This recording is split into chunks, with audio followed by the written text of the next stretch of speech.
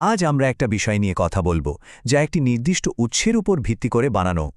ভারতে আজকাল প্রায় সব জায়গায় একজন রাজনৈতিক নেতার ছবি দেখতে পাওয়া যায়। তো চলুন এই ঘটনাটা ঠিক কি আর কেনই বা হচ্ছে তা একটু গভীরে গিয়ে বোঝার চেষ্টা করা যাক। তো আসল প্রশ্নটা কি? প্রশ্নটা হলো, ভারতে প্রায় সব কিছুর ওপর একজন নেতার মুখ কেন? ঠিক এই প্রশ্নটাই কিন্তু আমাদের আজকের আলোচনার কেন্দ্রে, যা ওই উৎস ভিডিওটিতে তুলে ধরা হয়েছে।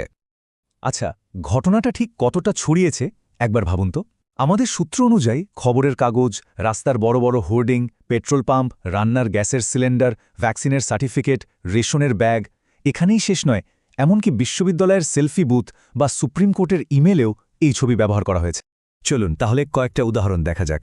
আর এই উদাহরণগুলো কিন্তু বেশ ইন্টারেস্টিং, কারণ সূত্রটি বলছে যে আমাদের একদম দৈনন্দিন প্রয়োজনীয় জিনিসগুলোকেও ব্র্যান্ডিং করা হচ্ছে, আর এর ফলে নাকি অধিকার আর অনুগ্রহের মধ্যে ফারাকটাই মুছে যাচ্ছে।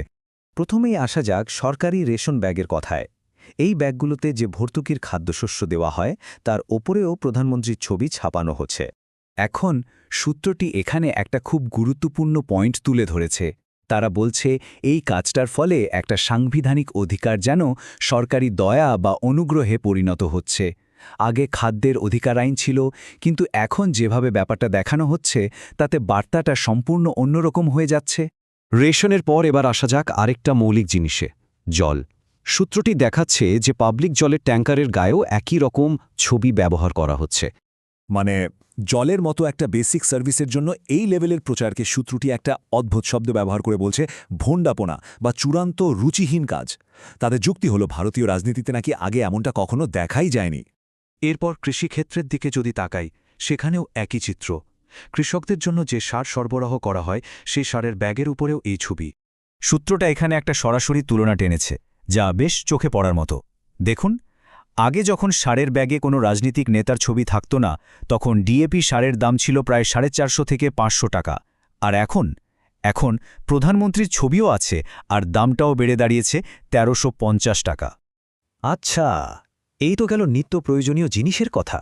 এবার চলুন দেখি বড় বড় সরকারি পরিকাঠামো প্রকল্প, যা কিনা আমাদের মানে করদাতাদের টাকাতেই তৈরি, সেগুলোকে কিভাবে প্রচারের কাজে লাগানো হচ্ছে। একটা ক্যাম্পেইন শুরু হয়েছিল, সেলফি উইথ মোদি। সেটা ছিল একটা দলীয় উদ্যোগ, কিন্তু এখন সেটাই বদলে গিয়ে সরকারি খরচে রেল স্টেশনের মতো পাবলিক জায়গায় সেলফি বুথ তৈরি করা হচ্ছে। এখন প্রশ্ন হল, এর পেছনে খরচটা কেমন?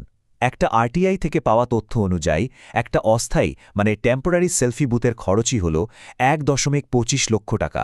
আর যদি সেটা পার্মানেন্ট হয়, একটা 3D সেলফি বুথ, তাহলে তো খরচটা আরও অনেক বেশি, প্রায় 6,25,000 টাকা। ভাবুন তো, শুধু রেল মন্ত্রক একাই এই সেলফি বুথ বসানোর জন্য বাজেট রেখেছিল 1.62 কোটি টাকা।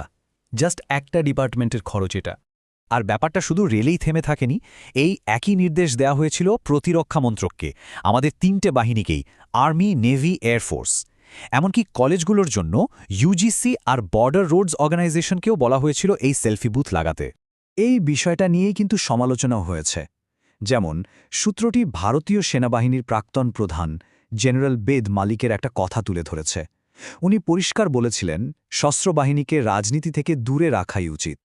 এবার আলোচনাটা এমন একটা জায়গায় যাচ্ছে যা বেশ সংবেদনশীল। সূত্রটি বলছে এই ছবিগুলো এমন সব জায়গায় পৌঁছে যাচ্ছে যেগুলো ঐতিহ্যগতভাবে স্বাধীন বা অরাজনৈতিক থাকার কথা, আর এতে করে যেন একটা সীমারেখা মুছে যাচ্ছে। এই টেবিলটা একটু ভালো করে খেয়াল করুন, ব্যাপারটা বেশ অদ্ভুত। বিভিন্ন সরকারি মন্ত্রকের ওয়েবসাইটে নিয়ম অনুযায়ী সেই দপ্তরের মন্ত্রীর ছবি থাকার কথা, তাই না? কিন্তু সূত্রটি দেখাচ্ছে, যেমন ধরুন অর্থমন্ত্রকের ওয়েবসাইটে নির্মলা সীতারামনের বদলে প্রধানমন্ত্রীর ছবি। আবার গ্রামোন্নয়ন মন্ত্রকের ওয়েবসাইটেও শিবরাজ সিং চৌহানের জায়গায় প্রধানমন্ত্রীর ছবি।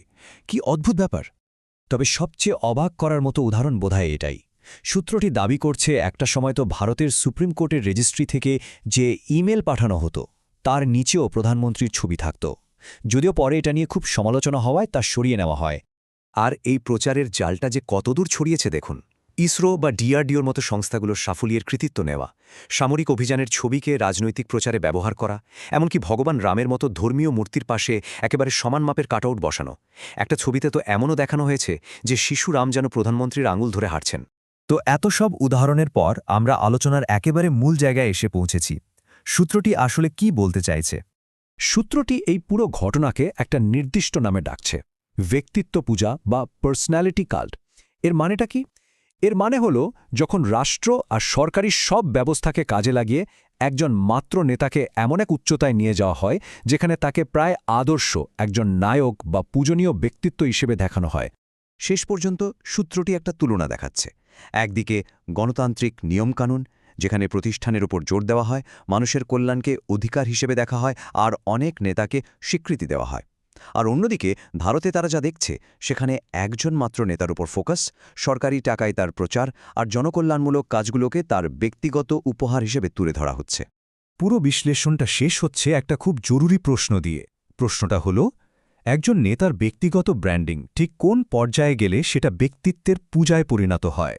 এই প্রশ্নটা নিয়েই কিন্তু আমাদের আজকের আলোচনাটা শেষ হচ্ছে, যা ভাবার জন্য অনেক জায়গা রেখে যায়।